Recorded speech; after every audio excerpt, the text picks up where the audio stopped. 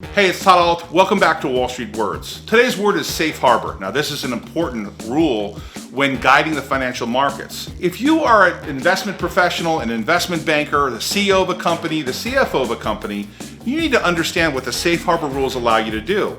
It allows you to do certain financial transactions following the rules and get exemptions from certain behavior.